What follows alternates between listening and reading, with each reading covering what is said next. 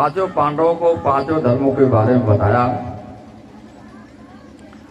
और बीच में चलना चाहते हैं आज।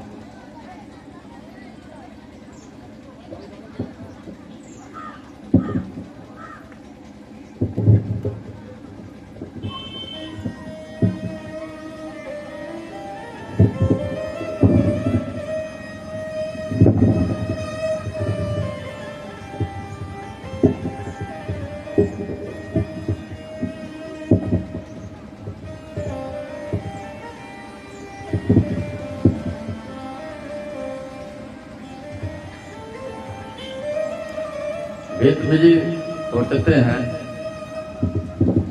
प्रभु समक्ष रहेंगे तभी हम अपने प्राणों का त्याग करेंगे। मैं अपने प्राणों को प्रभु को अर्पण करना चाहता हूं। जैसे ही भगवान ने सुना समक्ष खड़े रहना है, भगवान सोच रहे हैं अरे महाराज भीष्म जी की तो प्रतिज्ञा है जब तक इच्छा नहीं होगी तब तक प्राण नहीं निकलेंगे। तो अब हमको बोल रहे प्रभु सामने खड़े हो जाइए, आपको देखते देखते ही प्राण छोड़ने वाला हूं मैं। भगवान का मुंह लटक गया, पता नहीं कब तक खड़ा रहना पड़ेगा इनके सामने है? क्योंकि भगवान भक्त के समक्ष एकदम बच्चे जैसे हो जाते हैं। सब कुछ भक्तों का न जाने कब तक इनके सामने खड़े रहना पड़ेगा, क्योंकि भीष्म जी को दीक्षा मृत्यु का वरदान है।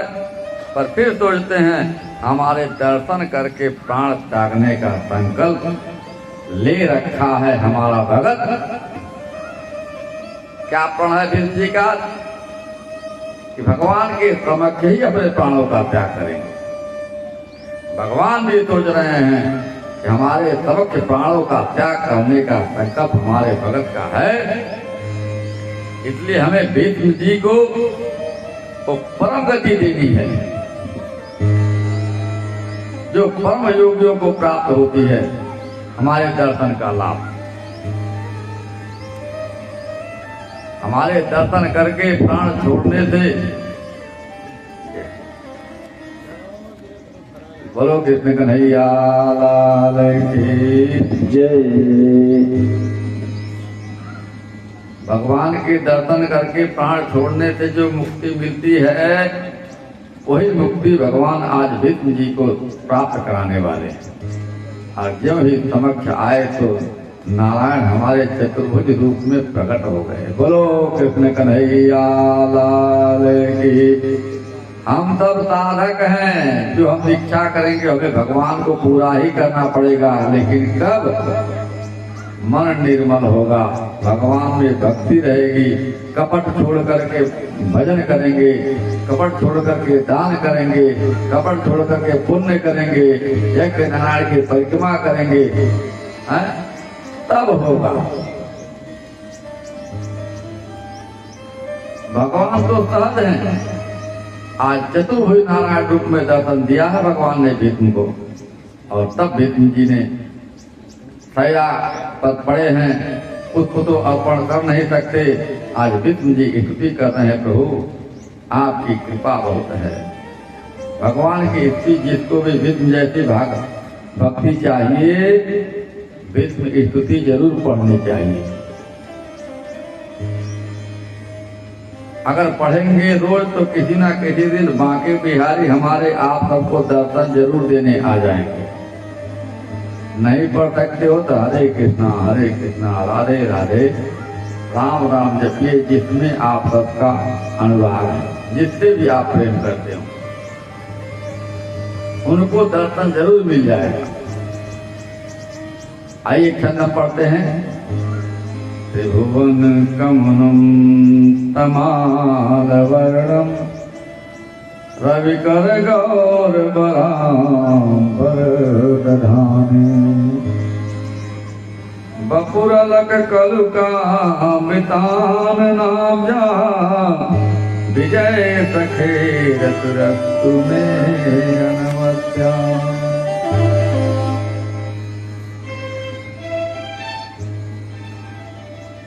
आज साधक को चाहिए,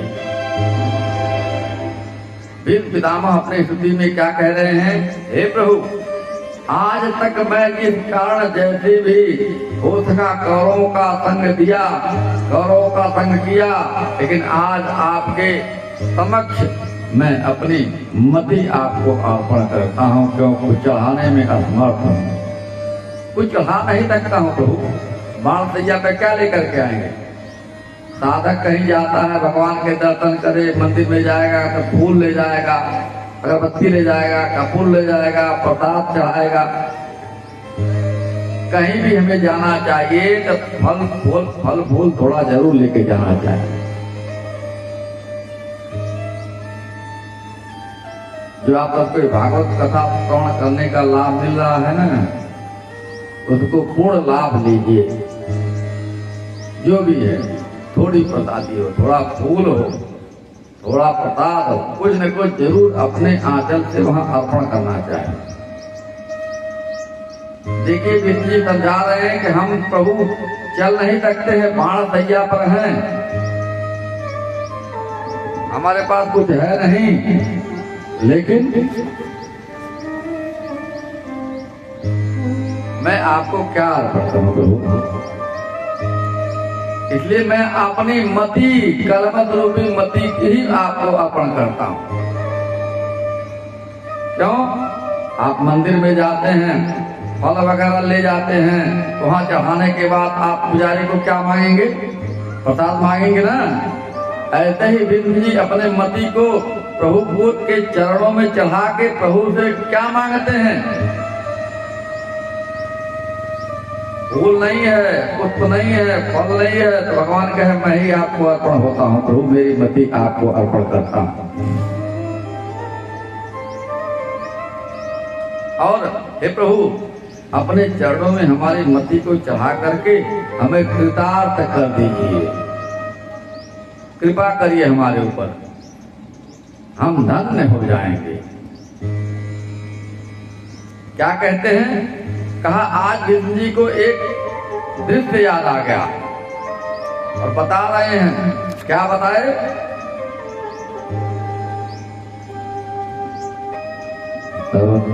मखला मत किते प्यार मित मध्य कर तुम बखलुतो सस्तक चरणो भयात तो लब्धु हरीरी अंतु ही मगतो तदीयना। अरे प्रभु से आज विष्णु जी कहते हैं, प्रभु विष्णु पितामह जी सोच रहे हैं कि जब महाभारत का युद्ध होने को हुआ, तब अब युद्ध होने वाला है, तब एक तरफ दुर्योधन, एक तरफ पांडव अर्जुन खड़े थे। चरणों में वासुदेव ने कहा कि भाई एक तरफ मेरी नारायणी सेना है और एक तरफ मैं अकेला खड़ा हूं। अगर दुर्योधन नहीं बोला होता वहां, यदि हमको बोलने के लिए कहा होता तो मैं भगवान को मांग लेता। किंतु दुर्योधन जैसा निर्बुद्धि किसको कहे, उसने नारायणी सेना को मांग लिया कि हमें सेना चाहिए। अब क्या भगवान बोले, अर्जुन आखिर तुम फंस गए ना। देखो दुर्योधन को उसने नारायणी सेना इतनी बड़ी मांग ली, उसकी तो जीत हो जाएगी। अर्जुन से भगवान कहते हैं उस समय, तुम्हें तो कुछ नहीं मिला। तो अर्जुन तो गुरु पुत्र है, आज सोचते हैं और क्या कहते हैं जानते हैं? अर्जुन बोलते हैं कि प्रभु आप केवल खड़े रहो हमारे समक्ष, अब प्रभु कुछ नहीं चाहिए, केवल आप हमारे पास खड़े रहो और हमें कुछ नहीं चाहिए, आप चाहिए। बोलो कृष्ण कन्हैया लाल की। हम सब क्या मांगते हैं? धन मांगते हैं, दौलत मांगते हैं, मुद्दा मांगते हैं, बच्चे मांगते हैं, सब यही रह जाएगा। कुछ जाने वाला नहीं है। अरे राम न छोड़ा, काम न छोड़ा, क्रोध न छोड़ा,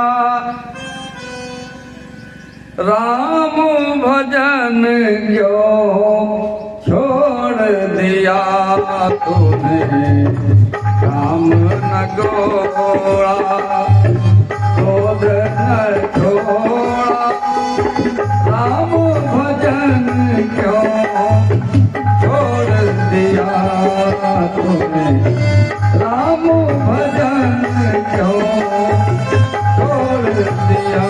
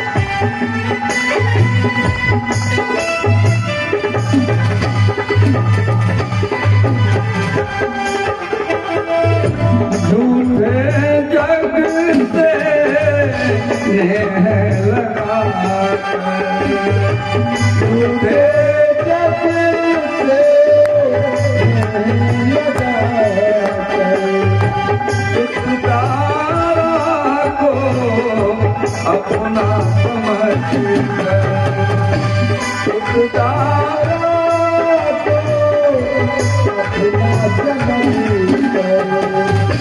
झूठे जग में नेह लगा कर, झूठे जग में लगा कर, सुखदारा को अपना समझ कर, सुखदारा को अपना समझ कर, कोई तेरे काम न आए, कोई तेरे काम न आए, कोई तेरे काम न आए, कोई तेरे काम न आए। उसका वतन क्यों छोड़ दिया तूने, नाम रतन क्यों छोड़ दिया तूने, नाम रतन क्यों छोड़ दिया।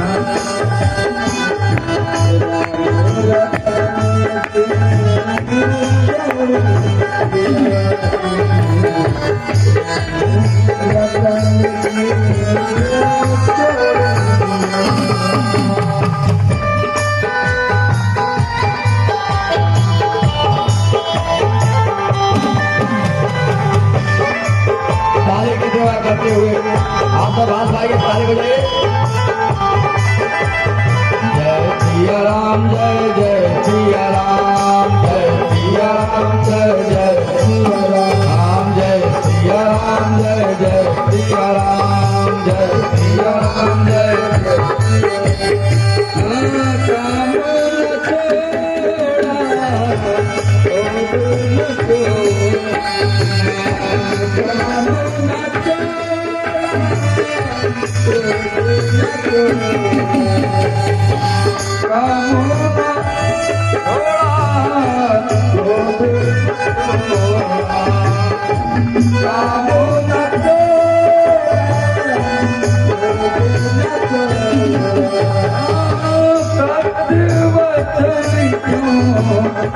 छोड़ दिया तूने, नाम रतन क्यों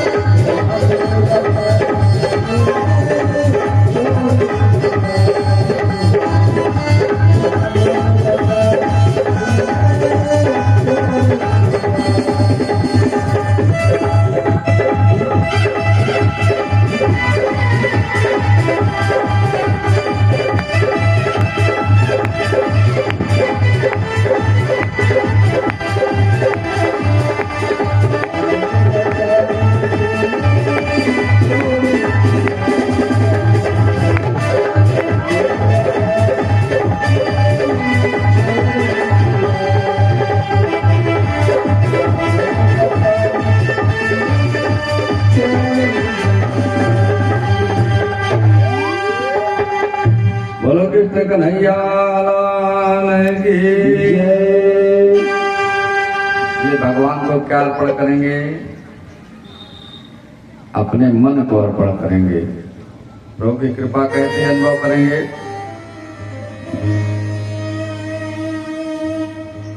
क्या कहे? भगवान सब तरफ से रक्षा करते हैं। युद्ध में तो भगवान ने रथ उठा करके भीष्म के सामने अर्जुन की रक्षा करी कि नहीं करी? सारे अर्थ तत्व जब कट गए, भक्त की रक्षा के लिए भगवान ने जो प्रण किया था उसको तोड़ दिया कि नहीं तोड़ दिया? रथ के पहिए को उठा करके भगवान ने रक्षा करी। तब भीष्म जी ने अपने सारे अस्त्र को रख दिया था। ऐसे भीष्म जी हैं। कहा तो प्रण किया था, आप कहे हो मैं शस्त्र बिनु हरऊ भूमि मई भार। भीष्म जी ने तब कहा कि आपने कहा था आप शस्त्र ग्रहण नहीं करूंगा, लेकिन आज आपका ये दास भीष्म आपसे अस्त्र उठवा लिया कि नहीं?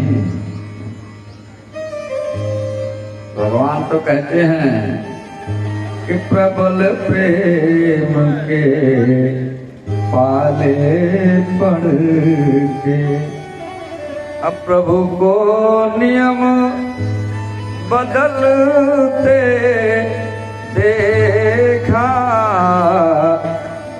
भगत का नाम तले टल जाए, अरे प्रभु का मान तले टल जाए, भगत का मानना टलते देखा। प्रण किया था शस्त्र नहीं उठाऊंगा, लेकिन भगत की गति को अर्जुन की गति देख करके शस्त्र उठाना पड़ा कि नहीं? ऐसे हमारे भगवान हैं। आज हमारे प्रभु अपनी प्रतिज्ञा को तोड़ देते हैं। भक्त के बस में है भगवान। और बड़ों से मित्रता किस प्रकार करें, उनका आदर किस प्रकार करें, प्रभु बताते हैं। अपना सर्वस्व त्याग करके आज भीष्म जी उत्तरायण की गति को जान करके अपने प्राणों को उसका त्याग करना चाहते हैं। भगवान को साष्टांग प्रणाम करके आज भीष्म जी ने प्रभु को कहा, प्रभु आप हमारे समक्ष हैं, हम अपने प्राणों का त्याग करना चाहते हैं। और भगवान के समक्ष ही भीष्म जी ने अपने प्राणों का त्याग किया। बोलो कृष्ण कन्हैया लाल की।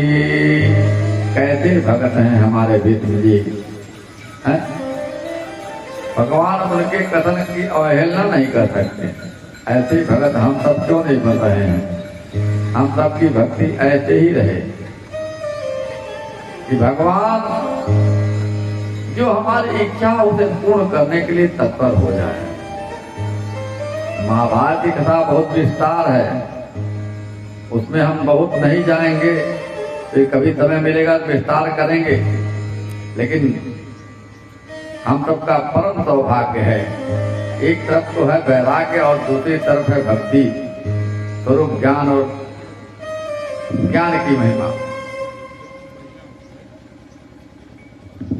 भक्ति ज्ञान और वैराग्य तीनों कैसे पुष्ट हो गए थे? भगवान की कृपा से। आज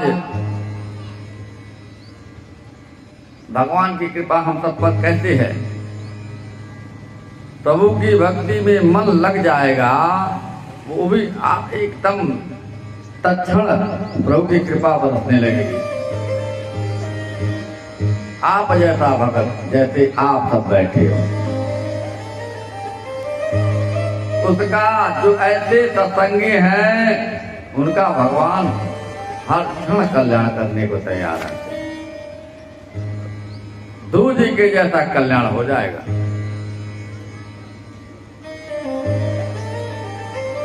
अब कुछ समय बाद उसी उत्तरा के गर्भ से उसी बालक का जन्म हुआ। जिस बालक को भगवान ने दर्शन पहले दिया और जन्म बाद में हुआ, ऐसे सुखदेव जी को भी हम बार बार प्रणाम करेंगे। दर्शन पहले मिला और जन्म बाद में मिला, ऐसे परीक्षित जी और सुखदेव जी। आज जब परीक्षित जी का जन्म हो गया, जन्म लेते ही चारों तरफ आंखें घुमाने लगे और परीक्षा कर रहे हैं, कैसे गुरु कैसे शिष्य हैं। आज परीक्षित जी का जन्म हो गया और जो प्रकट होते ही परीक्षा करने लगा,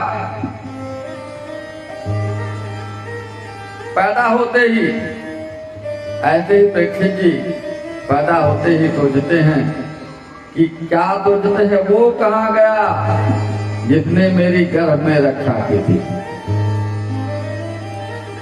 क्यों? गर्भ में जो शिशु सुनता है वो जन्म जन्मांतर तक स्मरण रहता है उसे। ऐसे सुखदेव जी भगवान पैदा होते ही जंगल की तरफ चल दिए, मुझे कुछ नहीं चाहिए भगवान की भक्ति के अलावा। ब्रह्म रात बकता और विष्णु रात होता, तब कथा में रस आता है। सुनने वाला तो कई कथाएं सुनता है महाराज, लेकिन जहां जिसको रस मिलता है वो वहीं जाएगा। किसी को नाच गाने में रस मिलता है, किसी को भगवान की कथा सुनने में रस मिलता है, किसी को रास में रस मिलता है और किसी को भजन में रस मिलता है। लेकिन जो भगत है उसे भगवान की भक्ति में रस मिलता है महाराज। जितनी सुनी जाए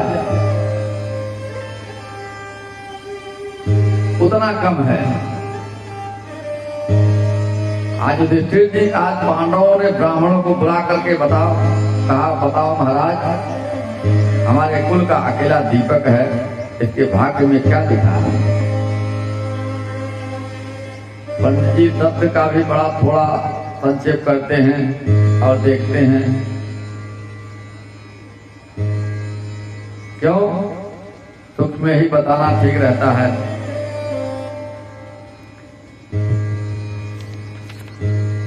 सारे ब्राह्मण आगे की रेखा देखते हैं और कहते हैं, अरे महाराज इसके भाग्य तो बहुत उत्तम है।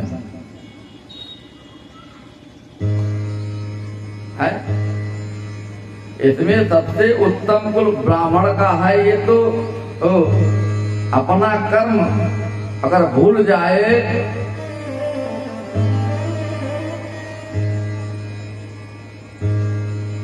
ब्राह्मण का कर्म भूलना नहीं चाहिए। या ब्राह्मण की परिभाषा करते, ब्राह्मण कर्म अपना भूल जाता है, उसका पांडित्य नष्ट हो जाता है।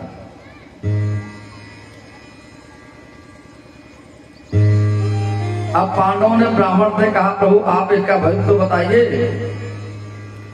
ब्राह्मण बोले, प्रभु ये तो चक्रवर्ती नरेश होगा, बहुत बड़ा दयालु होगा, दानी होगा, सारे सद्गुण एकदम भगवान के जैसे है इसके अंदर महाराज।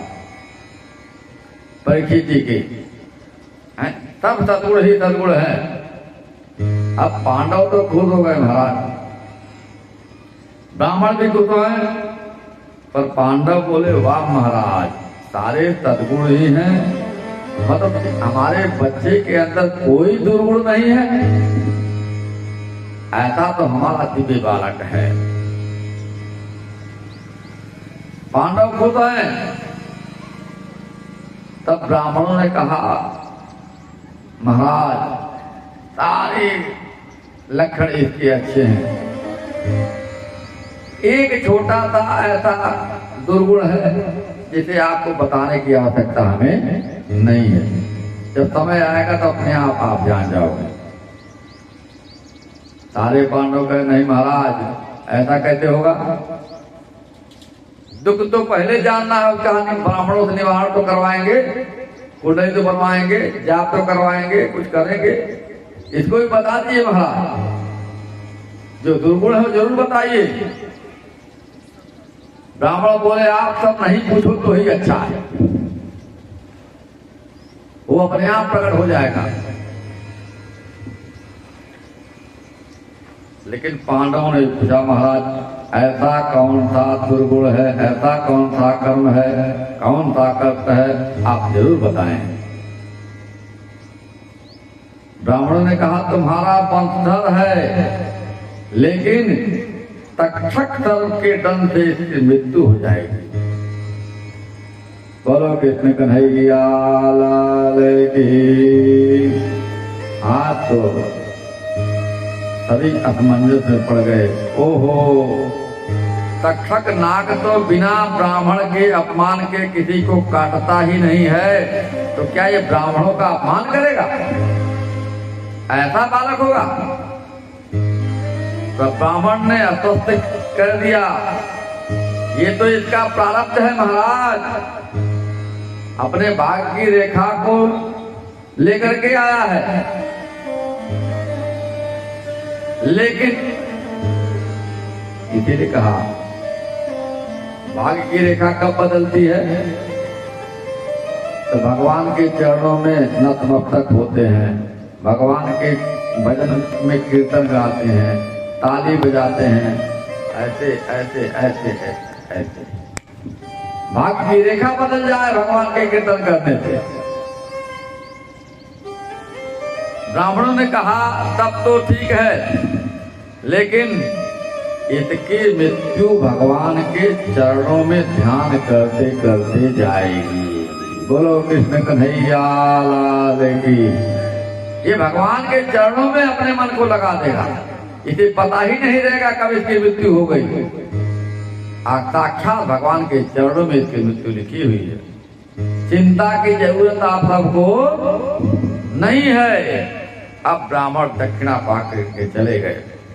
हर इच्छा भावी बलवाना, ऐसे थी तो खेती का जन्म हुआ। भगवान भी आए और भगवान को छोड़ने के लिए गए, क्योंकि भगवान जब जब आते थे उन्हें छोड़ने के लिए द्वारिका जाते थे।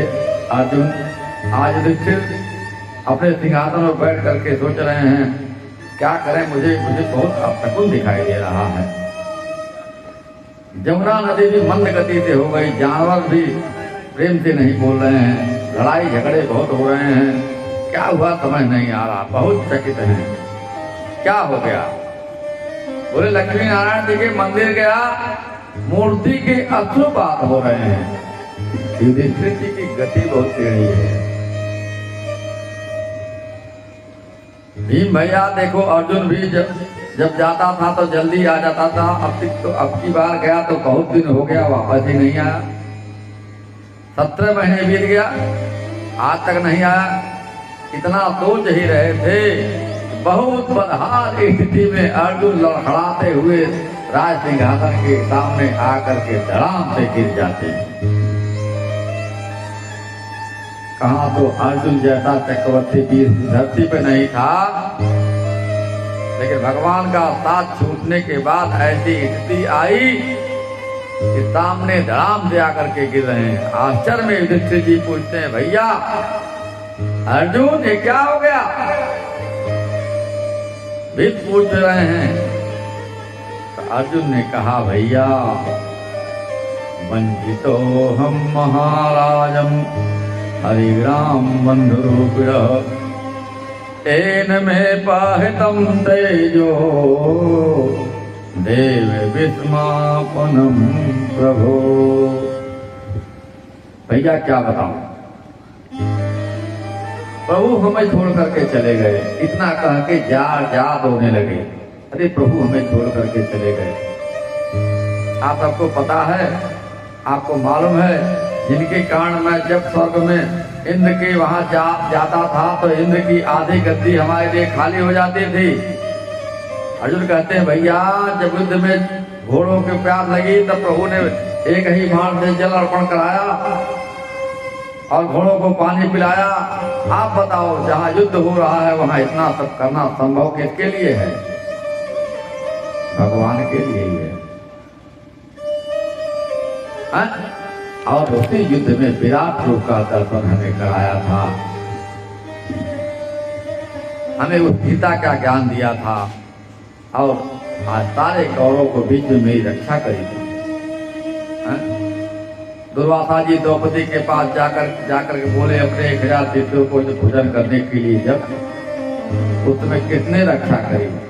मेरे भगवान ने ही रक्षा करी है। साधु महात्माओं के वचन में कैसी निष्ठा थी। दुर्वासा जी जैसा महात्मा उस पृथ्वी पर कोई नहीं था। 1 मिनट में खुश हो जाए, 1 मिनट में किसी न किसी को भी श्राप दे दे महाराज।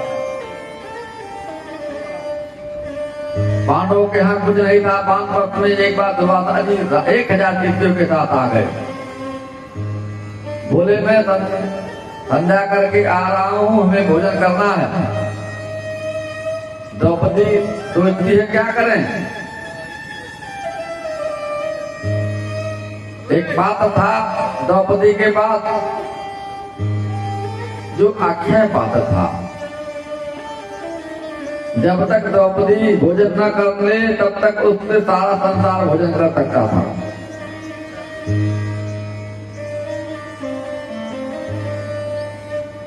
उस दिन ऐसे समय आए दुर्वासा जी, सब भोजन कर चुकी थी, द्रौपदी भी भोजन कर चुकी थी, लेकिन अभी तत्काल का समय था।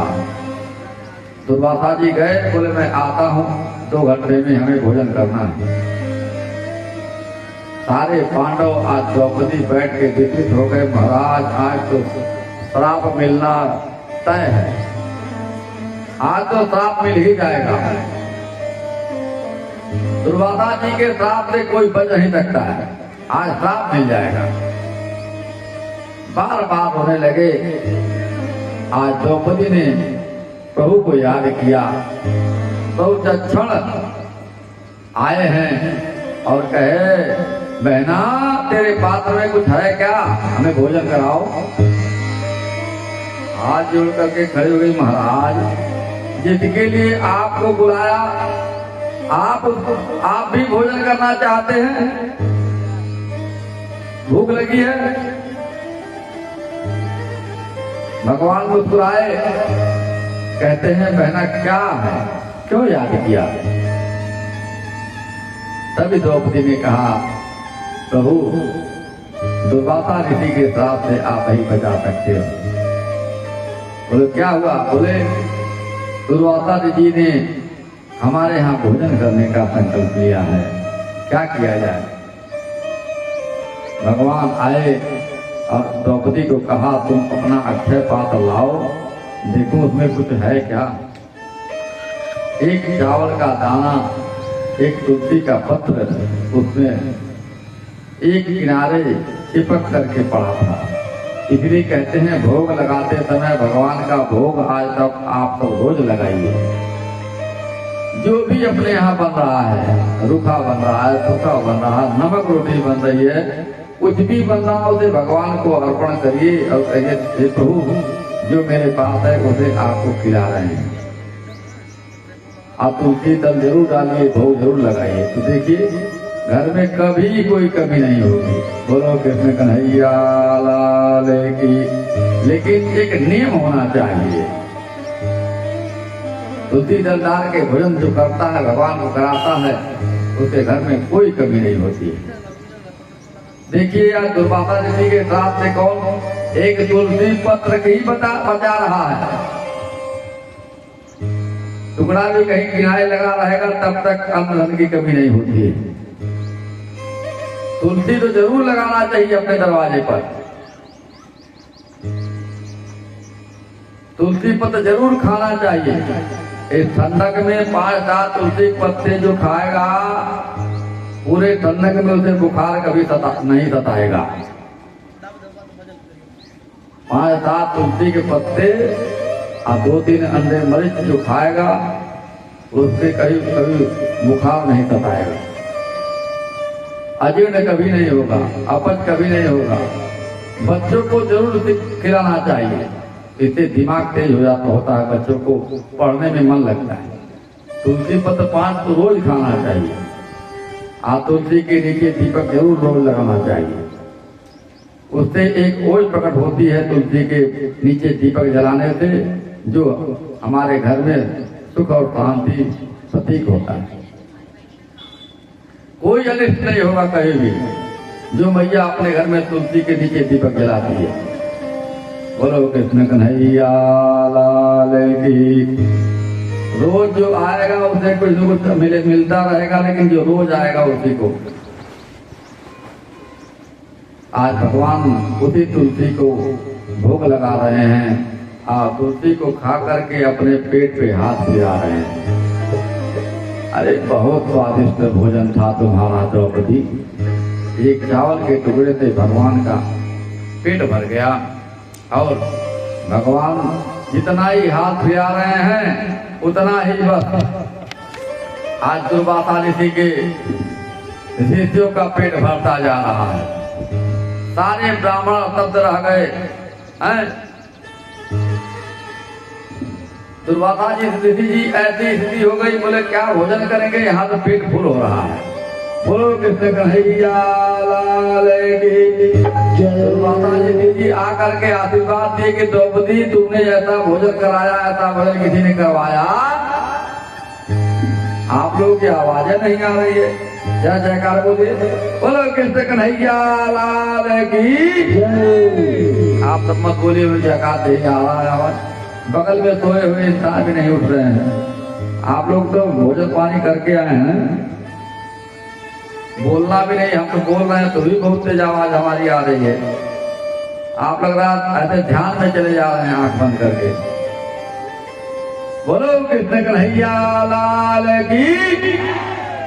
ऐसी आवाज आनी चाहिए। बगल के लोग तो जग जाए, भले दूसरे गांव के लोग ना सुने, इस गांव के लोग सुन जाए। बोलो लाडली सरकार की। अब क्या करें, सब अस्तब्ध रह गए। आज ब्राह्मणों के कुल पुरोहित को बुला करके पांडव क्या सोचते हैं, सारा धर्म काम हो गया, हमें बांध प्राप्त करना चाहिए। अब ब्राह्मणों को बुला करके कहा और परीक्षित की छोटे जैसे छोटे पुत्र को राजगद्दी पर बैठा दिया और ब्राह्मणों से कहा आप इस हमारे पुत्र का ध्यान रखिएगा। राजपाट और सारे कुल की व्यवस्था ब्राह्मणों को अर्पण करके चलिए। और सारे ब्राह्मण वानप्रस्थ की ओर पांडवों को लेकर के चल दिए। कुछ दूर जाकर के विदा किया। पांडव वानप्रस्थ को गमन किए और युधिष्ठिर को पहले ही छोड़ रास्ते में ही सब गमन कर गए, पिघल गए। इसका विस्तार कभी समय होगा तो किया जाएगा। धर्मराज की परीक्षा सशरीर स्वर्ग जाते समय भी हो गई। धर्मराज ने परीक्षा ली कुत्ता बन करके और देखा हमारे पीछे कुत्ता आ रहा है, काला कुत्ता आ रहा है। जब स्वर्ग में पहुंचे तो वहां के लोगों ने कहा अरे महाराज आपको परमिशन है, सबको परमिशन नहीं है अंदर जाने। आप जा सकते हैं, आप कुत्ता नहीं जा सकता। अब देखिए मौत के समय भी परीक्षा हो जाती है साधक की, लेकिन जिसमें निष्ठा है कि नहीं भगवान का नाम जपेंगे, भगवान की भक्ति करेंगे, करते करते हमें प्राण त्यागना है, उसे भगवान सहर्ष मिल जाते हैं। धर्मराज ने कहा अगर ये कुत्ता नहीं जाएगा तो मैं भी नहीं जाऊंगा। त्याग की परीक्षा है। बोले आप तो ठीक है, पर कोई मृत्यु लोक का प्राणी सशरीर स्वर्ग नहीं जा सकता है। पर यहाँ युधिष्ठिर ने सोचा तब तो हमें छोड़ करके चले गए, एक ही यही है जो हमारे साथ आया है, अगर ये नहीं जाएगा तो हम भी नहीं जाएंगे महाराज।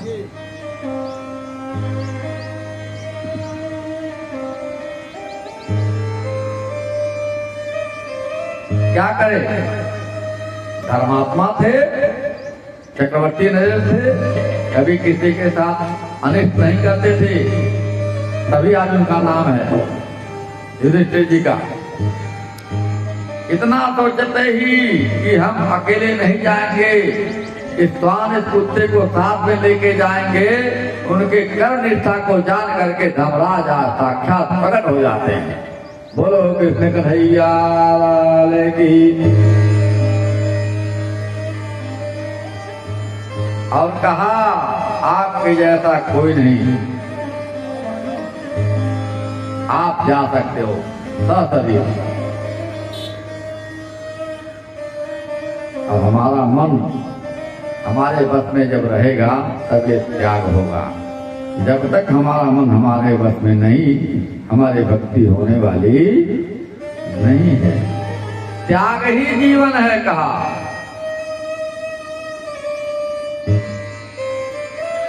अब मन की गति सुधार लो, इसलिए कहा मन के हारे हार है, मन के जीते जीत। कर्तव्य निष्ठ जो साधक रहेगा उसे भगवान की प्राप्ति हो गई। सशरीर आदि युधिष्ठिर जी भगवान के गमन सशरीर किए, गोलोक गए। कैसे? मन भगवान के चरणों में लगाया। अरे मन की गति सुधार लो, बस हो गया भजन। मन की गति सुधार लो, बस हो गया भजन। अरे मन के तरंग मार लो, बस हो गया भजन। मन के तरंग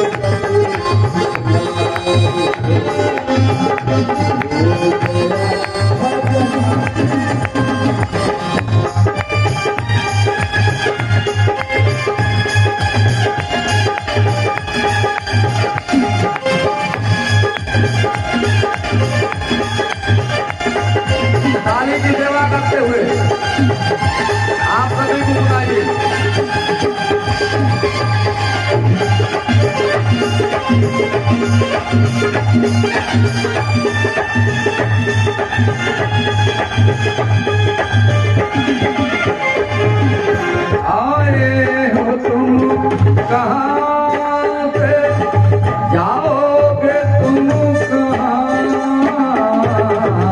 आए हो तुम कहाँ से, जाओगे तुम कहाँ। आए हो तुम कहाँ से, जाओगे तुम कहाँ।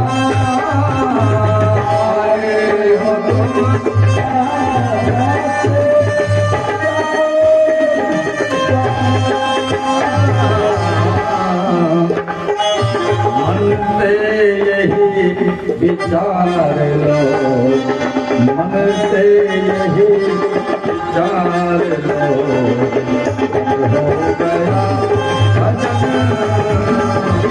मन से विचार लो, हो गया।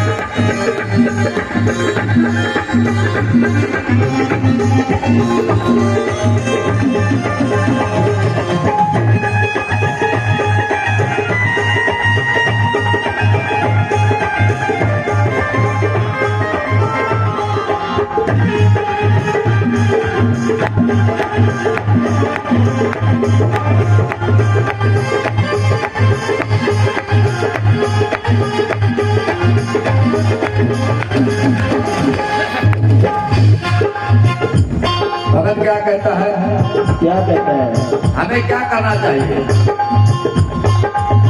कोई तुम्हें बुरा कहे तुम न करो क्षमा, कोई तुम्हें बुरा कहे तुम न करो क्षमा, कोई तुम्हें बुरा कहे तुम न कोई तुम्हें बुरा कहे तुम तो करो क्षमा, कोई तुम्हें बुरा कहे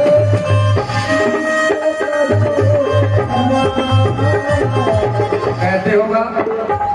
अरे वाणी का स्वर सुधार लो, वाणी का स्वर इसी जबान से मीठा बोल सकते हैं, इसी जबान से कड़वा बोल सकते हैं। साहब कहता है हर क्षण मीठा बोलना चाहिए। वाणी का स्वर सुधार लो, हो गया भजन, वाणी का स्वर सुधार लो, हो गया भजन, वाणी का स्वर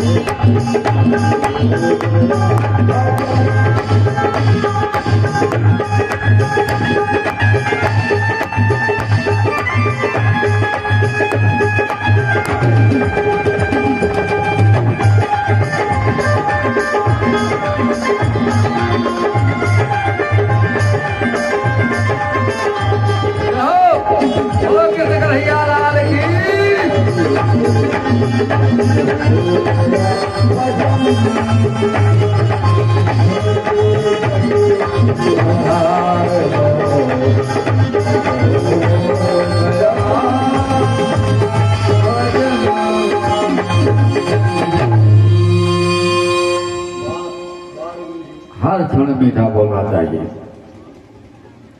वाणी का स्वर सुधारना चाहिए, कभी किसी को अहित नहीं बोलना चाहिए। आज युधिष्ठिर जी क्या देख रहे हैं? अपनी गति को सुधार रहे हैं और मन की इच्छाओं को मार रहे हैं। जिस दिन अपनी इच्छाओं का आपने दमन कर लिया, आपका भजन हो जाएगा। आगे परीक्षित जी बड़े हुए और उनका विवाह हुआ। बड़े धर्मात्मा उनके कुल में जन्मेजय आदि इनके पुत्र हुए मित्र। प्राचीन काल में लोग राजपाट से निमित्त होकर के जंगल में अपने राज के लिए भ्रमण करने के लिए चले जाते थे। क्या करें, जब राज के एक छोर में पहुंचे, आज परीक्षित जी विचरण के लिए चल दिए, तो देखते हैं एक लोहार तलवार बना रहा है और कुछ दूर पर जा रहे हैं, देख रहे हैं एक आदमी बंदूक बना रहा है। कुछ दूर पे और जाते हैं, देखते हैं तो चोर चोरी कर रहा है। परीक्षित जी सोचते हैं हमारे राज्य में क्या हो रहा है। यहाँ धर्म की जयकार होती थी, आज चोरी भी लोग करने लगे, क्या बात है। कुछ दूर और जाते हैं, देखते हैं एक बैल को बुरी तरह पकड़ से पीटा जा रहा है। उसके 3 ही पैर हैं महाराज। अब वो एक पैर पर खड़ा है, पर वो काला आदमी उसके बाद भी उसे छोड़ नहीं रहा है। पहला पैर कौन सा है? धर्म है। और दूसरा पैर कौन है? सत्य है। और तीसरा पैर कौन सा है? दया का। चौथा पैर भक्ति का है महाराज। 4 पैर हैं, कौन कौन सा बताइए? पहला पैर धर्म का, दूसरा पैर है सत्य का, तीसरा पैर है दया का, और चौथा पैर कौन सा है? भक्ति का पैर है। आप देखिए कलयुग में धर्म तो कम हो गए, तब तो लोग बोलना ही भूल जाएंगे, लग रहा है कुछ दिन में कि सही क्या है गलत क्या है। हर क्षण झूठ बोल रहे हैं। इंसान का पतन जब होता है जब वो हर क्षण झूठ बोलता है। इसलिए सत्य का आश्रय लिया जाए।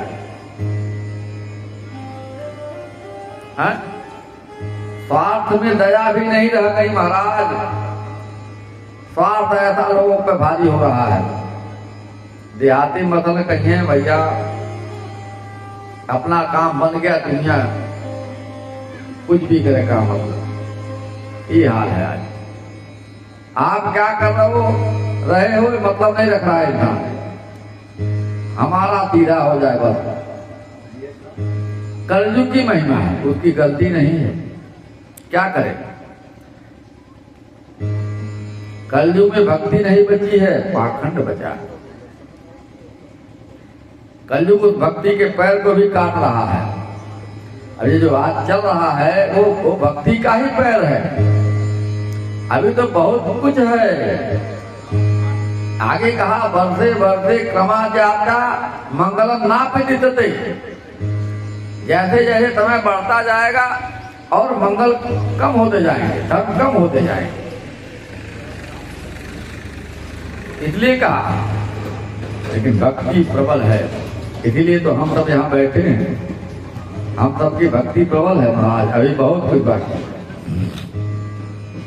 परीक्षित ने जैसे देखा दौड़ गए और पूछा धर्म से कि आप बताओ क्या कर रहे हो, क्यों इसे कट दे रहा है, कौन है तू?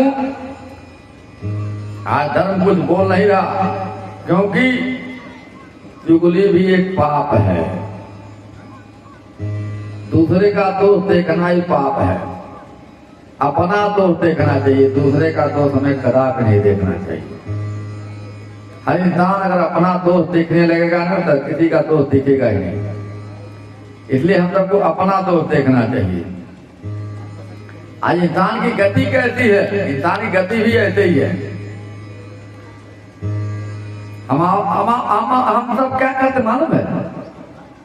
आज अपने दुख से दुखी नहीं इंसान है। आज का इंसान परिदारी में अगर 4 व्हीलर आ गई जाना तो खायल पियल दुश्वार हुआ। बगल वाला कैसे सुखी हो जाए?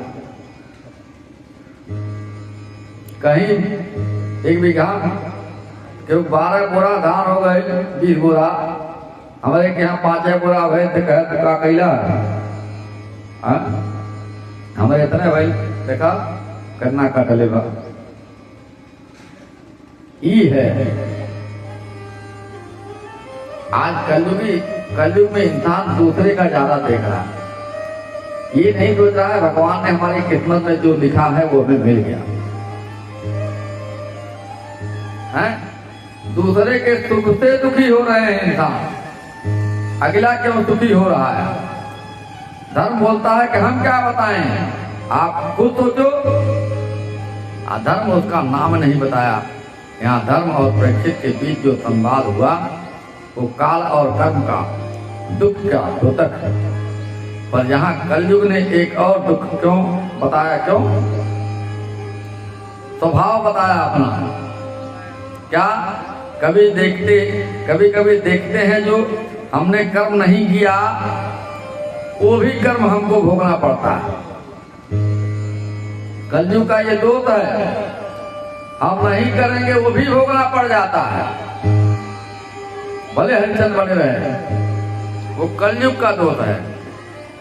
हमने गलती नहीं किया, हमने झूठ नहीं बोला, हमने अपना कर्म सही किया, फिर भी दोष हमको ही लग जाता है महाराज।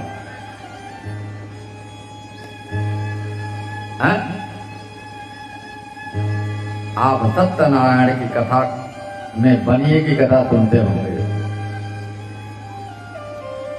आप सबको मालूम है उस बनी की कथा में क्या स्मरण कराया गया?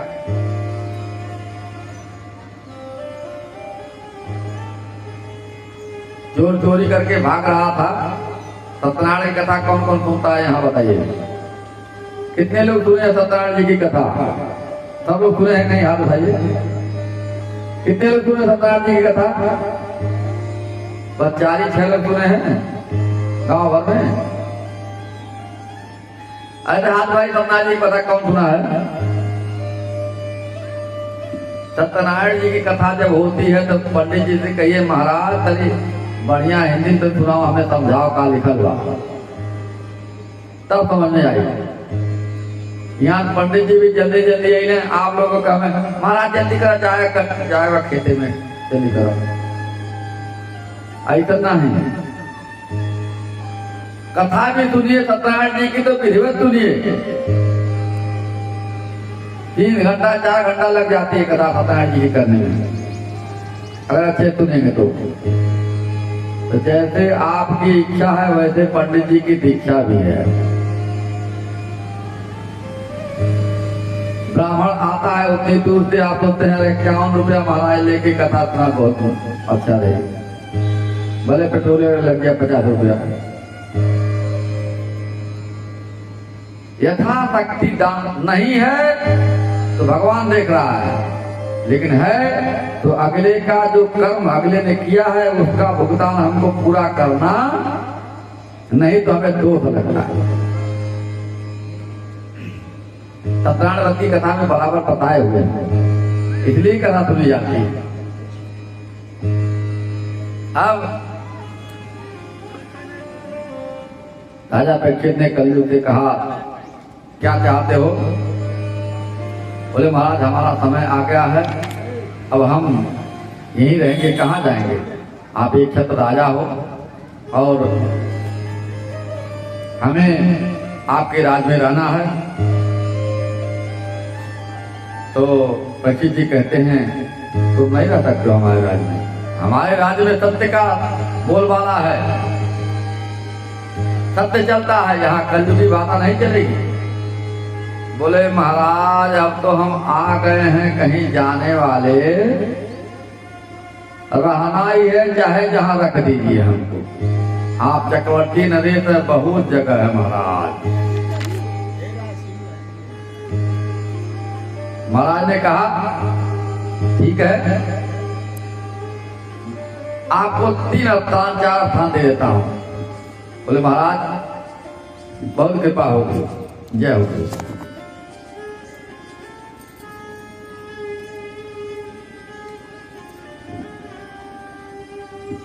पहला स्थान जुए में दे दिया, दूसरा स्थान मदिरा में दे दिया, तीसरा स्थान वेश्यावृत्ति में दे दिया। बोले अब जाओ रहो वहीं अमन चैन से। बहुत बढ़िया बढ़िया स्थान दे दिया तुमको कलयुग में। कलयुग बोला महाराज अरे एक तो स्थान ऐसा दे दे जहाँ रह पाए बढ़िया से, 3 स्थान तो दे दिए, एक स्थान तो कोई दीजिए, एक स्थान दे दिए बढ़िया कहीं जैसे हम रहता, हमारो मान सम्मान हो, लोग हमों के माने, हमारो नाम हो जाए, आपके राज में आए बैठी गाँव बजाओ बैठी कीर्तन करती भजन करती, हमारो नाम हो जाए आप लोगों के सहयोग से। कलयुग को उन्होंने परीक्षित जी ने कहा था ठीक है,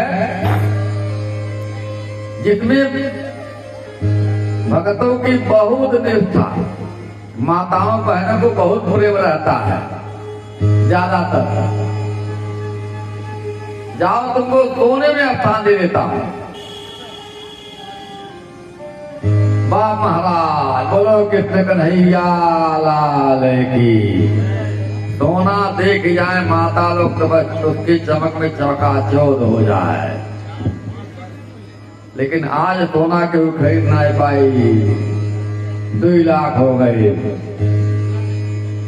पहले तो सोना चाहे लोग चढ़ाओ चाहते हैं, दान पुण्य करते हैं, सीधा पानी पैसा को कटाई खाए, सोना चांदी भूमि दान करता है।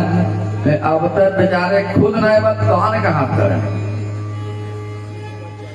लेकिन जवान भी गठरी में रहे 1 रुपया 2 रुपया और जरूर दान कर जाला, चाहे जहाँ चाहे जाइए। जितने किया शर्म उठते फूटे कर्म, शर्म नहीं करनी चाहिए। जो हमारे पास है वो करना चाहिए, देना चाहिए, चढ़ाना चाहिए, देना चाहिए। देख भगवान की परिक्रमा करनी चाहिए, साधु महात्माओं का चरण स्पर्श करना चाहिए। देख भगवान की परिक्रमा करिए, यहाँ भगवत जी की परिक्रमा करिए, आप लोगों का कर्म बंधन छूट जाएगा। अभी आप सब बैठे रहिए, बोलो कृष्ण कन्हैया लाल की। सोने में आसान पा करके कलयुग आप गदगद हो गया। बोलो कभी न कभी समय तो मिल जाएगा।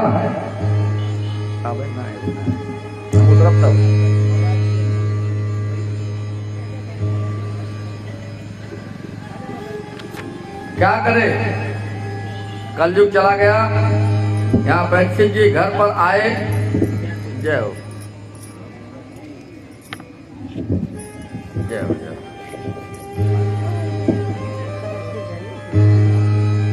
और कहा एक बार की बात,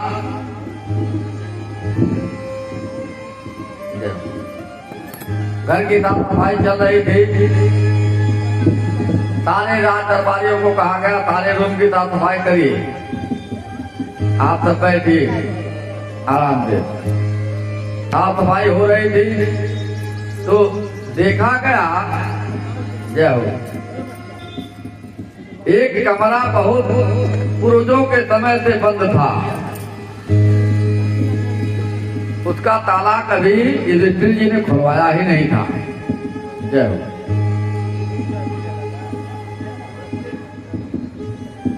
क्यों नहीं खोला गया, आखिर क्या कारण है? विचार विमर्श किया गया तो सब ने कहा नहीं नहीं, 5 पांडवों ने नहीं खुलवाया तो आप सभी मत खुलवाइए। जय हो। इसे खोलने की आवश्यकता नहीं है। लेकिन परीक्षित जी कहते हैं कि हमारे पूर्वजों ने बंद करके रखा है, आखिर क्या है इसमें? खोल के देखा तो जाए। कमरे को खुलवाया गया तो वहां देखते हैं बहुत बड़ा संदूक है। उस संदूक में बहुत बड़ा राज मुकुट रखा हुआ है। वह मुकुट जरासंध का था। सारे पांडव जबरदस्ती छीन करके वहां से जरासंध से लाए थे। आराम से किनारे बड़ा सीढ़ी बा, एक किनारे चढ़ना एक किनारे उतर जाना। जय हो। माताओं की कृपा हो जाए सब कुछ जग पूरा हो जाए। तो जब बड़ी संदूक को खोला गया, जय हो, तो उसमें क्या देखते हैं? बहुत बड़ा मुकुट जरासंध जी का, जो सोने का बना हुआ था, मणि लपेटी हुई थी। क्योंकि जरासंध जिस राजा को जीतता था उसकी यहाँ मणि निकाल करके अपने मुकुट में लगा लेता था, उसके मुकुट की मणि, और उसे भगा देता था अपमान करके। तो अब कहा गया इतना बड़ा मुकुट देकर के राजा परीक्षित जी के मन में ये हो गया, इतना बड़ा मुकुट ऐसे ही रखा हुआ है, बताइए कोई पहनने वाला नहीं है। उठाओ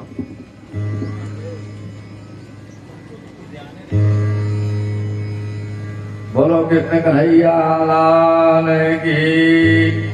और आज राजा परीक्षित जी उस मुकुट को ही उठा करके अपने सर पे रख लेते हैं, लगा लेते हैं।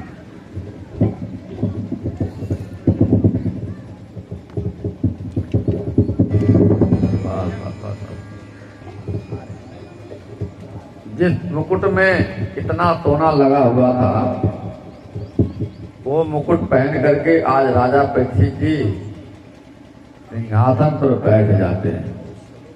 हुआ क्या? अब जब सोने का मुकुट सर पे चढ़ा तो सर पे कौन सवार हो गया? कलयुग का प्रकोप हो गया सवार। कलयुग ने सोचा बस करो महाराज, यही समय तो हमें चाहिए था। बोलो कृष्ण कन्हैया लाल की जय। इसी के इंतजार में था, कभी न कभी आपको भी लोभ होगा ही। लोभ के कारण देखिए राजा परीक्षित जी की क्या गति हो रही है। जो बंद संदूक था उसको खोलने की क्या आवश्यकता थी, लेकिन राजमत हो जाए तो ऐसे ही गति दुर्गति भी बदल जाती है। आज कलयुग सवार हो गया और राजा कभी नहीं जाते थे आकेट करने के लिए, जबरदस्ती चले गए। आज कहे हमारा आकेट करने का मन हो रहा, जंगल चले गए। अब वहां देखते हैं, वाह बेटा बहुत दूर चले गए। बहुत दूर जाने की वजह से न इतनी भूख लगी, प्यास लगी कि बेहोश होने की गति हो गई। पानी नहीं मिल रहा है, कहीं अन्न नहीं मिल रहा है, बहुत दिन निकल गए। सामने देखते हैं एक ऋषि महात्मा की कुटिया है, जहां महात्मा ध्यान कर रहे हैं, ध्यान पूजन कर रहे हैं। उन्हीं के आश्रम पे गए और जब महात्मा ध्यान में बैठे हैं, किसी भी महात्मा के पास जाएं, आंख बंद है, ध्यान में बैठे तो उन्हें डिस्टर्ब नहीं करना चाहिए, उनके विघ्न नहीं डालना चाहिए, प्रणाम करके दूर से ही जाइए। क्यों? महात्मा तो हर समय ध्यान भगवान के ध्यान में रहते हैं, उसी से तो हम सबका कल्याण होता है। वो आशीर्वाद देते हैं तब सबका कल्याण होता है। क्यों? उनके इतना भजन हम सब गृहस्थी कहाँ कर पाएंगे? हम सब गृहस्थी हैं जिनका 24 घंटा भगवान का ही काम, भगवान का नाम जपने का ही काम है, और उन्हीं के आशीर्वाद से हम सबका कल्याण हो रहा है।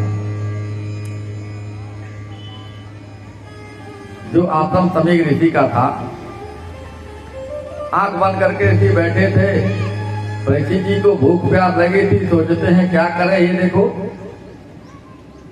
घने जंगल में महात्मा बैठा है, हम सामने से आ रहे हैं, हमें देख करके ये आंखें बंद कर रहा है। हमसे बड़ा घमंडी है ये, चक्रवर्ती रहे तो इसे ज्ञान नहीं है। हमें पानी पूछना चाहिए, जल पूछना चाहिए, सत्कार करना चाहिए, अतिथि देवो भव। हमारे राज्य में रह के सब नहीं जानता है। ये सब सोच करके आज परीक्षित जी को कष्ट हो गया और उन्होंने बिना विचार करके भ्रम हो गया, मति भ्रष्ट हो गई। और जब देखा ऋषि ने इनका स्वागत नहीं किया, इन्होंने आज क्रोध में आकर के एक मरा हुआ सर्प उनके गले में लपेट दिया। यही दंड है तुम्हारा, अब क्या करें? वहां से चल दिए। अब क्या, वहां नदी के किनारे समीक का पुत्र खेल रहा था।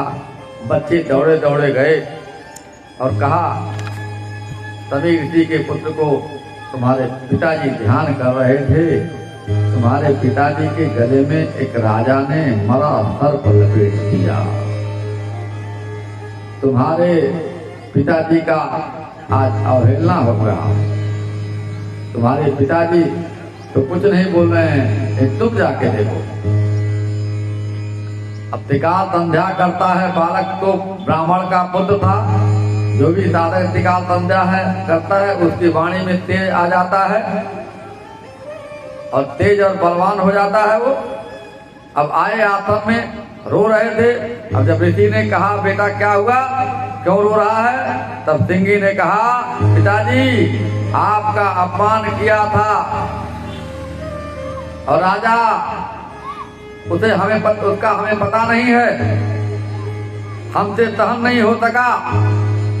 समीक ऋषि ने कहा, बेटा तो क्या किया, अपने क्रोध को पीना सीखो। क्रोध नहीं करना चाहिए ऋषि महात्मा ऋषि के बेटे को। समीक ऋषि का पुत्र कहता है, कोई आपका अपमान करे तो मैं कैसे चुप रह सकता हूँ? मैंने भी श्राप दे दिया कि आज से 7वें दिन उस राजा का स्वर्गवास हो जाएगा इसी तक्षक नाग के काटने से, जिसको आपके गले में लपेट के गया है। बोलो कृष्ण कन्हैया लाल की। आज तो समय की रीति बहुत आश्चर्य में पड़ गए। कहे बेटा तुमने ये क्या किया? चक्रवर्ती ने जैसे हम सबकी रक्षा करते हैं, उनका काम है, कभी चूक हो जाती है तो इतना बड़ा श्राप हमें नहीं देना चाहिए। लेकिन अब तुम्हारे मुख से निकल गया है ब्रह्म वाक्य तो पूर्ण होगा ही। जल्दी से संदेशा दिलाओ राजा को, अपने मुक्ति का उपाय ढूंढे। समीर ऋषि ने कहा उसे संदेशा देना है और अपने गौरमुख नाम के शिष्य को भेजा। जाके राजा को बता दो कि आज से 7वें दिन तक्षक नाग के काटने से आपकी मृत्यु हो जाएगी। बोलो कृष्ण कन्हैया लाल की। अभी इधर राजा घर में आके मुकुट उतार ही रहे थे, जो सोने का मुकुट सर से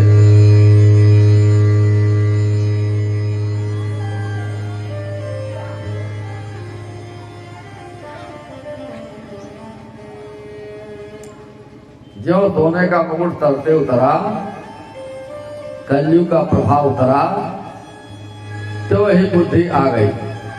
अरे हमने तो ऋषि का अपमान कर दिया जो कभी नहीं करता था, अवहेलना कर दी, सर्प लपेट दिया, अब क्या होगा? हमें नहीं करना चाहिए, हमसे बहुत बड़ी गलती हो गई, चूक हो गई, चल के माफी मांगते हैं गुरु महाराज से। इतने में ही ऋषि का भेजा हुआ चेला आ गया, बोला महाराज आपके पास हमें ऋषि महात्मा ने भेजा है, समय ऋषि ने। बोले महाराज आइए आइए जलपान ग्रहण करिए।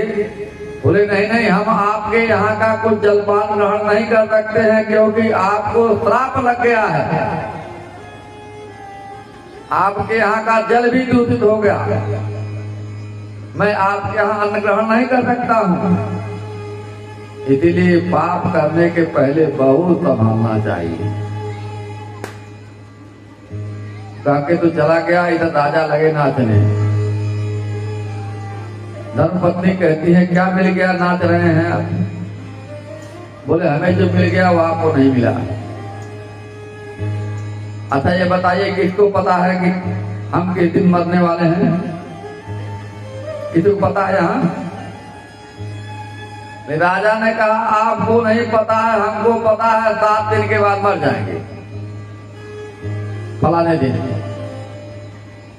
है, हमें पता चल गया इसलिए नाच रहा हूँ। 7 दिन तो मेरे पास है भजन करने के लिए, अब क्या करें? आज अपनी पत्नी को बता रहे हैं देवी हमने बहुत बड़ा दोष हो गया, बहुत बड़ी गलती हो गई, आज मैंने ऋषि का अपमान किया। जो ही रानी उनको समझाती है राजन आपका कोई पाप था, अब आप पश्चाताप कर लो, सुखी हो जाएंगे। क्या करें? इतने में समीर ऋषि का साधक जब गया, आज परीक्षित जी सब अपने पुत्र को बुलाए, कहा रानी अब हमारे कर्म का फल हमें मिल गया, प्रायश्चित तो कर सकता हूं, 7 दिन तो जीवित रहूंगा। आज परीक्षित जी अपने पात्र को भोगने के लिए तत्पर हैं। अपने पुत्र जन्मेजय को राजगद्दी पर बिठाया और आज जाने लगे अपने कल्याण के लिए, अपने कल्याण का मार्ग ढूंढ रहे हैं। जैसे पता चला राजा परीक्षित जी को श्राप लगा है,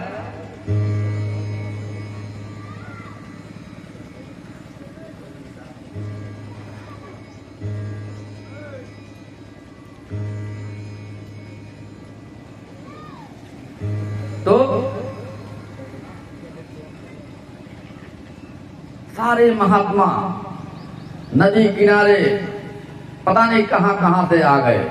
पूरे राज्य में यह समाचार फैल गया। सारे ऋषि महात्मा लोग सोच रहे हैं कि क्या किया जाए। आज राजा गंगा किनारे चले जा रहे हैं और गाते चले जा रहे हैं। क्या कहते हैं? अरे मुझे लगी शाम से प्रीत,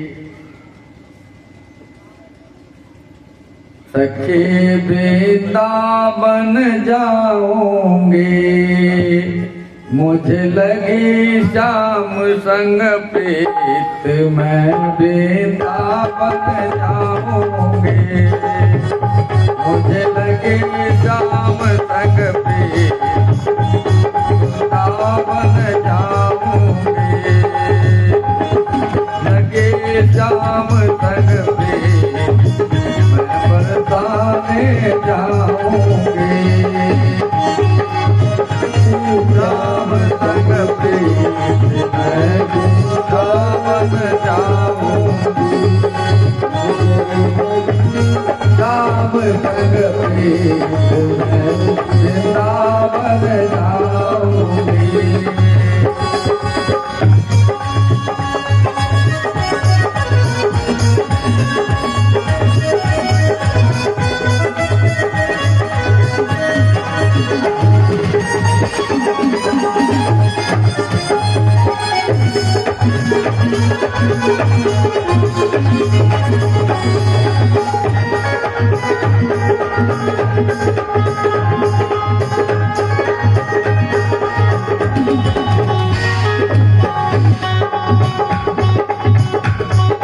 छोड़ दिया मैंने खाना पानी, छोड़ दिया मैं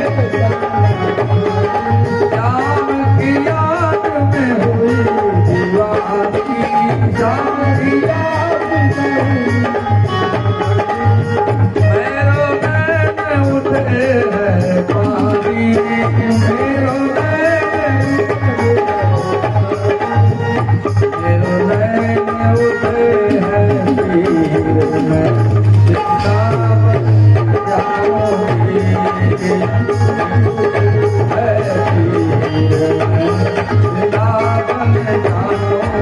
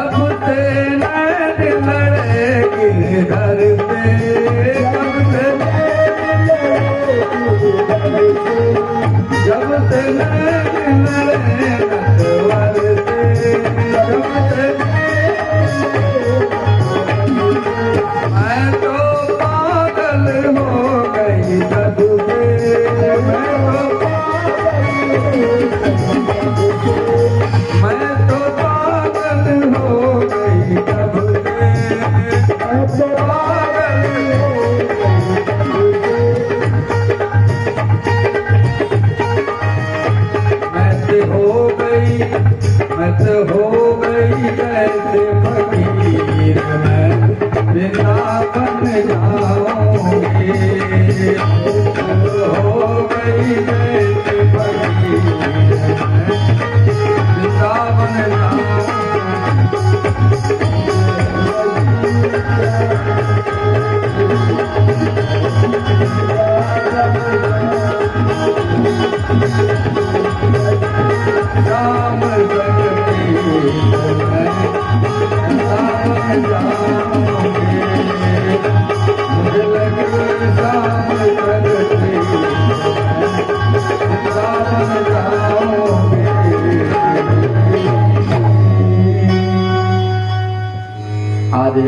से भगवान को राजा परीक्षित जी चले आ रहे हैं।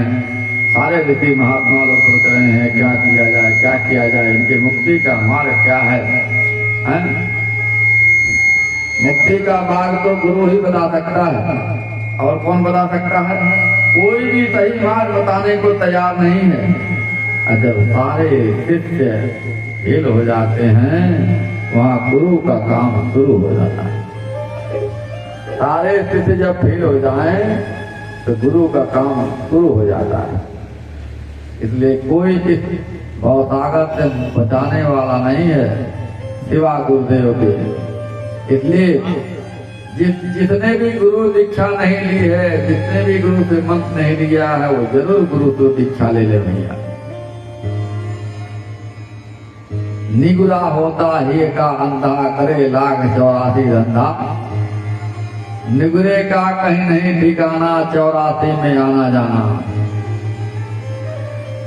सुन लो चतुर सुजान, निगुरे नहीं रहना, गुरु की शरण में जाना। बोलो कृष्ण कन्हैया लाल की जय। तो गुरु या भगवान स्वतः ही सुखदेव जी के रूप में प्रकट हो जाते हैं। अगर सारे शिष्य सुखदेव जी का दर्शन करके धन्य हो गया और बार बार कहते हैं सत्संग की दरिया बहती है, गुरुदेव आपके चरणों में। गुरुदेव आपका सत्संग, आपकी कथा, आपका दिव्य दर्शन ही हम सबका कल्याण करने वाला है। आज तो राजा परीक्षित जी ने सुखदेव जी को आते देखा, चरणों में साष्टांग दंडवत करने लगे। सारे ऋषि खड़े हो गए, अगवानी कर रहे हैं। वहां व्यास जी भी बैठे थे, जो उनके पिताजी थे। अब बताइए, पिताजी को नहीं कोई पूछ रहा है, अब बेटे की जय जयकार हो रही है महाराज। बोलो कृष्ण कन्हैया लाल की जय। कहा भगवान की गति हमें कौन सी पराकाष्ठा पे पहुंचा देगी ये पता नहीं है, वही पिता वही पुत्र है। लेकिन आज राजा परीक्षित जी सुखदेव जी के चरणों में पड़े हुए हैं और बोले, सबने कहा कि हम सबको पता कैसे चला यही है यही है। कि सुखदेव जी ने अपने सारी इंद्रियों के वश में कर लिया है। कि सुखदेव जी ने अपने को भगवान को अर्पित कर दिया। उनको रोम रोम में राम रम रहे हैं। रमे रामे मनोरमे बार बार कहते हैं। ये भागवत के श्लोकों का स्वतः ही अवगाहन करते रहते हैं, स्वतः चलता रहता है। श्री भागवत जी के श्लोक स्वतः ही उनके मुखारविंद से प्रकट होते रहते हैं।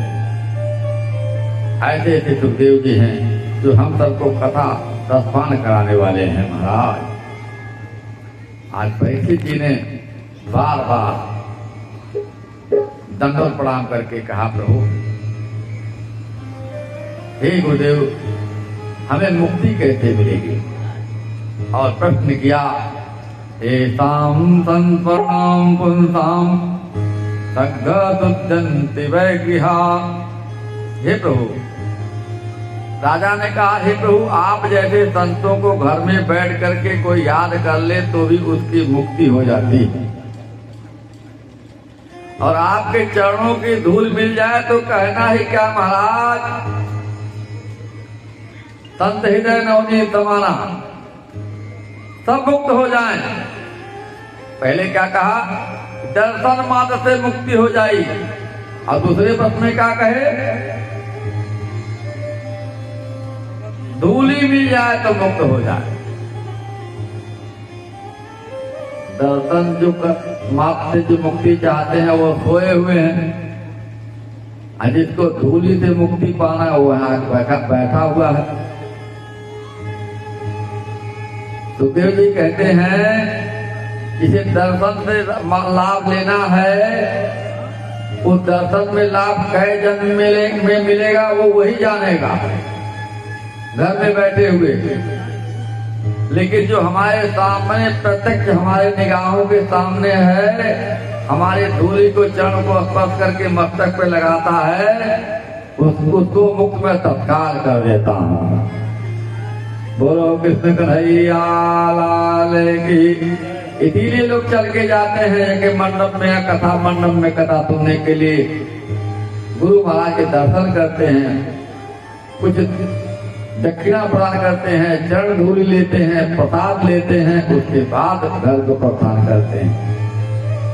एक एक कदम चल के आने का इस यज्ञ मंडप में एक एक अश्वमेध यज्ञ करने का फल प्राप्त हो जाता है, स्वतः ही प्राप्त होता है। इतना पुण्य है। अब देखिए, पहले इन्होंने कहा था कि आपके चरणों की धूली मिल जाए इंसान मुक्त हो जाए। अगर परीक्षित ये जानते हैं कि जब हम संतों की चरण धूली से ही मुक्त हो जाएंगे, तो उन्होंने सुखदेव जी से फिर दूसरा प्रश्न क्यों किया? इसलिए हमारे जैसे राजा कोई थोड़ी है इतना बड़ा यज्ञ अनुष्ठान कर सकता है, वो जाके केवल सुन सकता है। चरण धूली इसलिए कहा कि जाके लोग सुनेंगे, आपके चरणों की धूली मिलेगी तो वो लोग भी, जो सुनेगा वो भी मुक्त हो जाएगा। इसलिए कहा।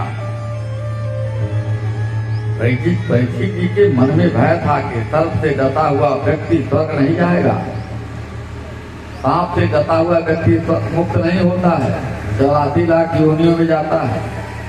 उन्हें ये डर था, मुक्त नहीं हो पाता है। इसीलिए भाव है, मैं तो राजा था, हमें आपके समझ में नहीं आया।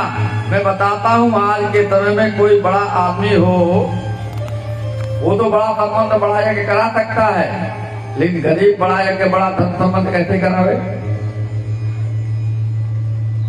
भाई कोई बड़ा है, कोई बड़ा ग्राम प्रधान है, हमारे महाराज जी करवा रहे, इतना बच्चे करवा रहे हैं, यहाँ के प्रधान जी हैं, दो चार और हैं, महात्मा जी हैं, तो तभी हो रहा है। लेकिन गरीब कैसे, गरीब का कल्याण कैसे होगा? तो प्रधान जी का करवाने से होगा और गरीब का कल्याण सुनने से हो जाएगा, प्रसाद पाने से हो जाएगा। इसीलिए कहा मुक्ति चाहिए। कैसी मुक्ति? परीक्षित जी सोचते हैं जैसे मैं मुक्त हो रहा हूं, वैसे सारे प्राणियों को मुक्ति चाहिए महाराज। बोलो कृष्ण कन्हैया लाल की जय। इसी महात्मा अपने लिए नहीं सोचते हैं, जन कल्याण की भावना सोचते हैं।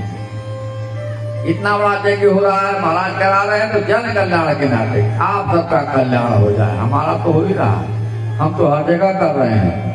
यहाँ के नगरवासियों का कैसे कल्याण हो? तो ये धर्म संबंध होगा, यज्ञ होगा, कथा होगी, रासलीला होगी, तो लोग सुनेंगे, समझेंगे, लोगों की मति सुधरेगी, तो भगवान की भक्ति करेंगे, भजन करेंगे, राम नाम गाएंगे, गा करके मुक्त हो जाएंगे। जिस व्यक्ति की मृत्यु 7 दिन में हो जाए, उसे क्या करना चाहिए?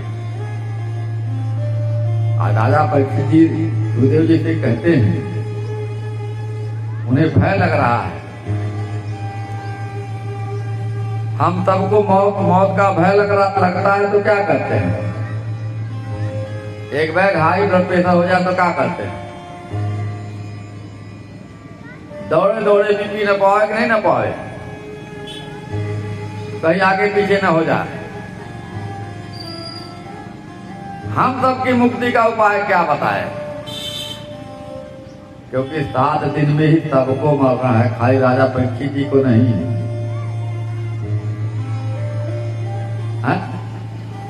कि कोई और भी दिन होगा, कौन और दिन हुई मरे खातिर? 7 दिन के अलावा कौन और दिन हो बताओ जानों के? 7 दिन में मरेगा। राजा परीक्षित जी पूछ रहे हैं कि आने वाले कलयुग में सबके पास इतनी क्षमता नहीं होगी, त्याग तपस्या नहीं कर सकेगा। इसलिए हम सबकी मुक्ति, हम सबके कल्याण के लिए आज परीक्षित जी सुखदेव जी से प्रश्न कर रहे हैं, प्रभु हमारे मुक्ति का उपाय बताइए। अब पहला प्रश्न किया, वरियाणाय सते प्रश्न चितो लोक निपाहितम आत्मविद आत्मतः पुंसा श्रोताभ्यादेशता परः। ध्यान से सुनने योग बताया। आज सुखदेव जी ने कहा कि राजा परीक्षित, तुमने जो ये प्रश्न किया अपने लिए नहीं किया। संसार का संसारी जीव बड़ा परेशान है? फिर भी क्या कहता है? अपने लिए मांगता है, दूसरे के लिए कभी नहीं मांगता। लेकिन आपने तो लोक हित का कल्याण करने के लिए कथा और हमसे प्रश्न किया। बहुत सुंदर प्रश्न है। विद्या हृदय नक्तम व्यवाएन च बहावः। और कहा हमारे दर्शन मात्र से ही मुक्ति मिल जाती, पर तुम 7 दिन की बात पूछ रहे हो। अगर तुम मरने के समय भी हमारा दर्शन कर लेते तो भी तुम मुक्त हो जाते, तुम्हारा उद्धार हो जाता। अभी तो तुम्हारे पास 7 दिन है महाराज। एक घड़ी आधी में पुनियाद। कब मुक्ति हो जाए पता ही नहीं। इसलिए कहा तुम जैसा भगत, तुम जैसा भागवत भगत जितने जन्म से पहले भगवान का दर्शन किया है और हर क्षण प्रभु का भजन करते हो, आज हम सबको राजा परीक्षित जी समझाते हैं कि हर क्षण हम भगवान के शरण में रहें। मुक्ति तो हर क्षण हमारे आगे पीछे घूमेगी महाराज। इसलिए नाम जप करें। जपाते थे महाराज गदगद हो गए।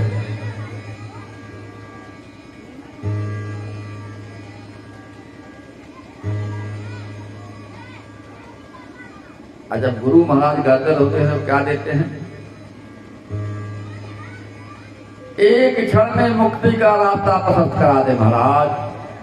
सुखदेव जी कहते हैं तो 7 दिन है अभी तुम्हारे पास।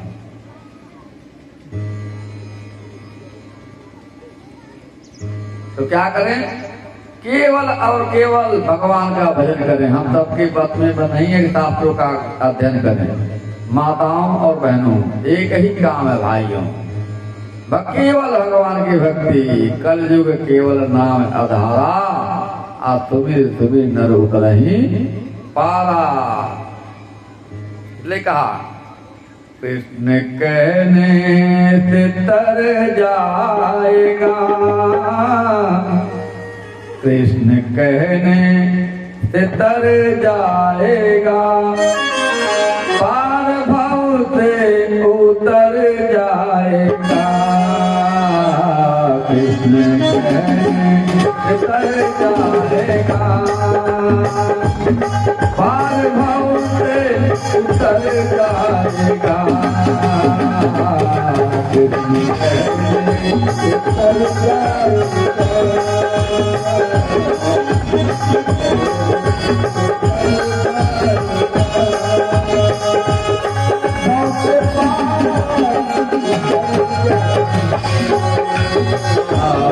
कृष्ण कहने से तर जाएगा,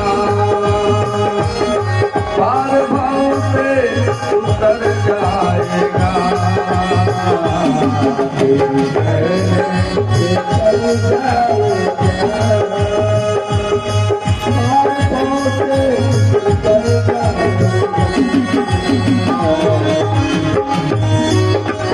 पार भाव से उतर जाएगा।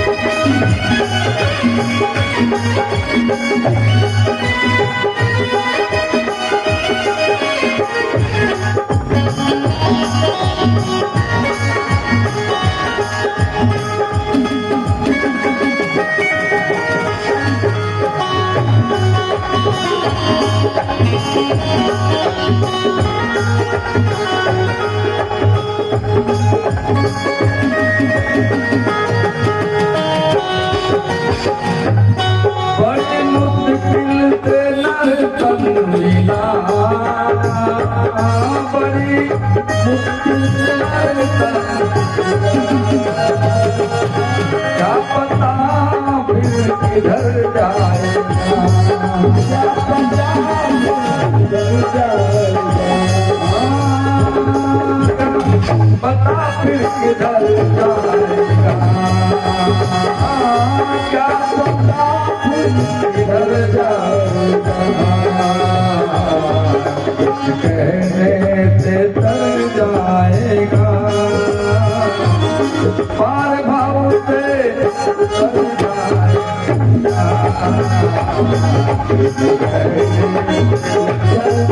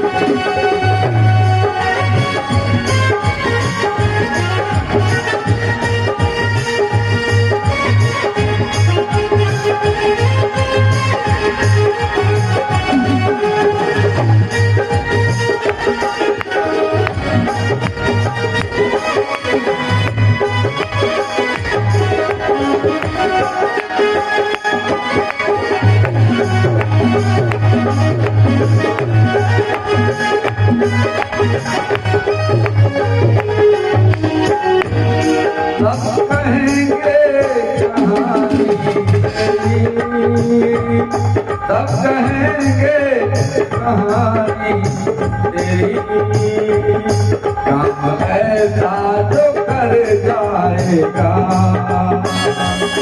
सब कहेंगे कहानी, काम ऐसा जो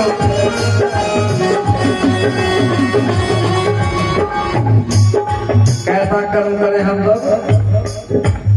जब हम सब यहाँ से जाएंगे बाद में लोग चर्चा करेंगे। हाँ, महाराज जी ने बहुत बड़ा काम किया, कथा तो बहुत सुंदर हुई, रासलीला भी बहुत सुंदर हुई, आनंद आ गया महाराज। ऐसा सब कहेंगे काम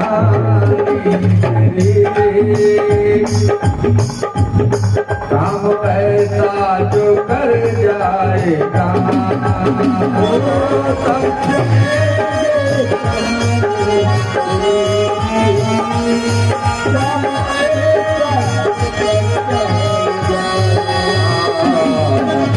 घर घर में चर्चा तेरी